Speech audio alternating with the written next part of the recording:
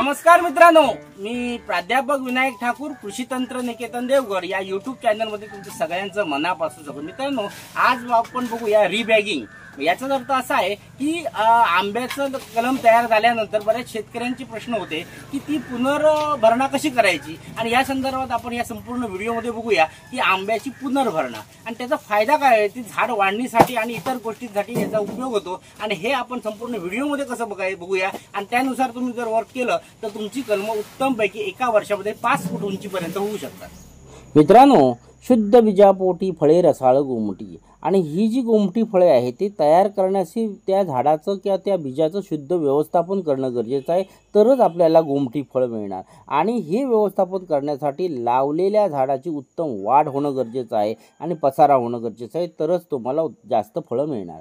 कारण मुळांच्या वाढीवर ही झाडाची वाढ अवलंबून असते, आणि म्हणूनच केलेली जी कलमे आहेत किंवा आणलेली जी कलमे आहेत, जर ती लहान आणून आपण जर त्याचं 1 वर्ष संगोपन किंवा सांभाळ करून मग लागवड करू असेल आपल्या शेतामध्ये किंवा त्याची विक्री करत असू, तर आपण ह्या लहान रोपांना रिबॅगिंग करणं हे महत्त्वाचं आहे। आता पाहूया रिबॅगिंग म्हणजे काय। तर कुंडीतील किंवा नर्सरीतील ज्या पिशवीत रोपं लहान असतात, जी 1-2 महिन्याची 3 महिन्याची असतात, अशा पिशवीतील रोपांना मोठ्या पिशवीत स्थलांतर करणे म्हणजेच रोपांचं पुनर्भरणा, ज्याला म्हणतात रिपॉटिंग करणे।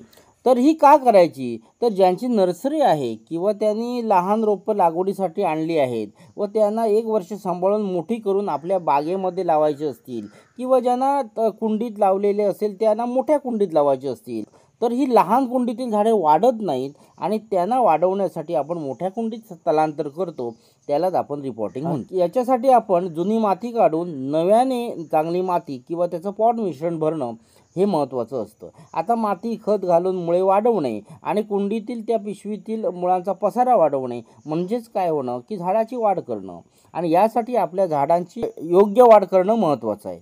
मित्रांनो, लहान रोपे स्वस्त असतात, म्हणजेच आंब्याची रोपे जर आपण उदाहरण बघितलं तर हार्डनिंग केलेली 4 महिन्याची रोपे आपल्याला 50 रुपयाला मिळतात, आणि ही जर 50 रुपयाची रोपं आणून तुम्ही त्या मोठ्या बॅगेमध्ये रिपॉटिंग केलं आणि 1 वर्ष सांभाळलं, तर ही मोठी झालेली 4 ते 5 फूट उंचीची जी झाडं आहेत त्याची किंमत 150 ते 180 रुपयापर्यंत होते। आणि म्हणजेच आपल्याला 50 रुपयाच्या कलमाचे 150 रुपये आपण बनवून निव्वळ 100 रुपये एका झाडामागे नफा घेऊ शकतो विक्री केली तर, किंवा आपल्या क्षेत्रात लावली तर आपण त्याच्यापासूनही आपला फायदा होऊ शकतो। तर प्रति झाड आपल्याला 100 रुपये मिळणं म्हणजे सांगू नाही। जर तुम्ही अशा पद्धतीने 1000, 10,000, 50,000 जर कलम विकत असाल तर त्या पटीत तुमचा फायदा वाढत असतो। जर तुम्ही लहान रोपे आणून ती वाढवून मग विक्री केली तर लाखो रुपये तुम्ही कमवू शकताय। असे माझ्याकडे बरेच शेतकरी माझे आहेत जे आमच्याकडून ATM सारखी कलम घेऊन जातात आणि चांगल्यापैकी वाढवून त्या कुंडीमध्ये चांगली फळं लागल्यानंतर 5 ते 6,000 रुपयापर्यंत एक फळ लागलेलं झाड विकणारे शेतकरी आहेत, आणि ते सुद्धा शहरामध्ये। कारण का, त्याला जागा जास्त लागत नाही, ऊन आणि पाणी जर तुमच्याकडे असेल तर तुम्ही ह्याचं व्यवस्थापन उत्तम करू शकताय, आणि म्हणून लाखो रुपये कमवण्यासाठी थोडीशी आयडिया वापरणं गरजेचं आहे। तर ज्यांच्याकडे जागा आहे, पाणी आहे, किंवा या 2 गोष्टी महत्त्वाच्या ज्यांच्याकडे आहेत ते या विषयाकडे व्यवसाय म्हणून पाहू शकतात। यासाठी काय करावं लागेल तुम्हाला, चांगली पोयटायुक्त माती, म्हणजे जी आपण माती निवडणार आहोत ज्या पिशवी भरण्यासाठी ती चांगली पोयटायुक्त असावी, आणि ती स्टोअर करावी लागते, कारण ती ओली चालत नाही किंवा चिकट चालत नाही किंवा पावसाळ्यामधली काढलेली चालत नाही, म्हणून अगोदर आपल्याला शेडमध्ये स्टोअर करणं गरजेचं आहे। आणि त्याच्यासाठी त्यामध्ये तुम्हाला काय करायचं, IBA म्हणजे इंडॉल ब्युरेटिक ॲसिड म्हणजे IBA, SSP म्हणजे सिंगल सुपर फॉस्फेट, शेणखत, गांडूळ खत, वाळवीनाशक, हुमणीनाशक जसं मिथेल पॅरथिओनसारखं औषध, याची पावडर, कोकोपीट याच्यासारखं जर पॉट मिश्रण तुम्ही जर केलं आणि त्याचा जर वापर केला तर तुम्ही उत्तमपैकी हे झाडं वाढवू शकता। यालाच म्हणतो आपण पॉट मिश्रण। ते किती प्रमाणात करायचं ते मागील व्हिडिओनुसार बघा, म्हणजे तुमच्या लक्षात येईल। मित्रांनो, आमच्या या श्रद्धा नर्सरीमध्ये या आणि अशा प्रकारची कामे सतत होतच असतात, पण नर्सरीमध्ये केलेले जे ग्राफ्टिंग आहे, जर गुटी कलम असू दे, भेट कलम असू दे, इतर कुठल्याही प्रकारची कलम असू दे, किंवा जर्मेशन ट्रेमध्ये तुम्ही भाजीची किंवा फळझाडांची रोपे असू दे, ही पुनर्बॅगिंग केल्याने झाड चांगलं वाढतं आणि त्यामुळे जास्त पैसे मिळतात।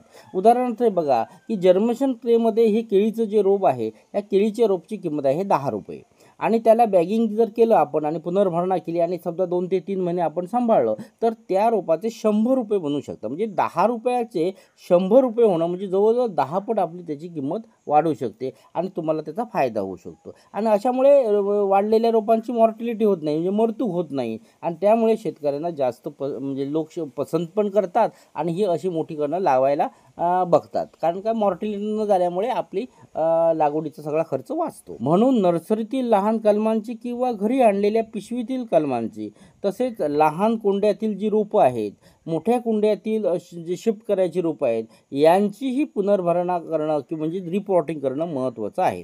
अशी लहान रोपे पूर्वी 4x6 किंवा 5x8च्या साईजच्या पिशवीत असतात तर ती कापून ती 12x10 किंवा 10x8 किंवा 8x10 या साईजच्या पिशवीमध्ये ट्रान्सफर करणं आणि नंतर त्यांना वाढवणं आणि अशा झाडांची मुळं वाढल्यामुळे झाड वाढतं.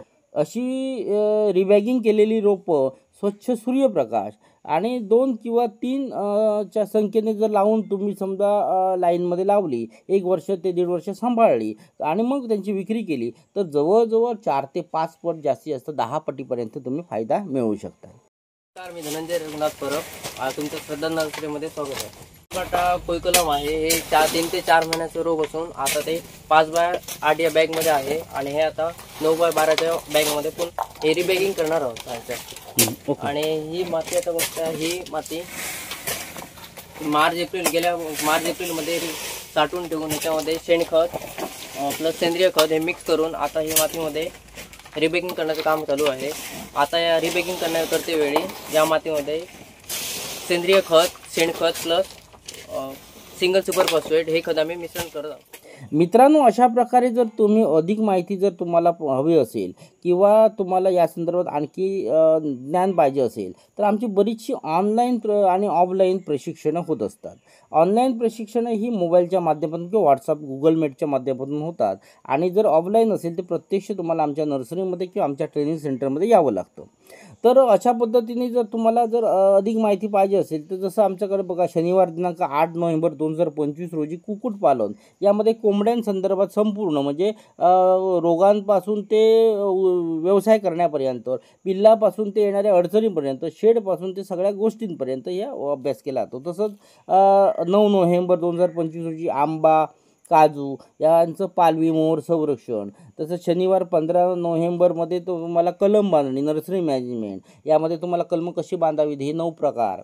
तर नोव्हेंबर 16, 2025 रोजी फळबाग लागवड यामध्ये येणाऱ्या अडचणी, फळबाग लागवडी संदर्भात कोकणातील, कोकणाच्या बाहेरील ज्या समस्या आहेत त्यांच्यावर तुम्हाला मार्गदर्शन केलं जाईल. या ऑनलाईन प्रशिक्षणामध्ये ज्यांना सहभाग घ्यायचा असेल त्यांनी श्री भार्गव सावंत या नंबरशी संपर्क करू शकता किंवा ज्यांना PDF पुस्तकं हवी असतील तर त्यांनी पुस्तकं संदर्भात या व्हॉट्सअप नंबरवर संपर्क करा, म्हणजे तुम्ही ती मागू शकता आणि घरी बसून वाचू शकता. धन्यवाद.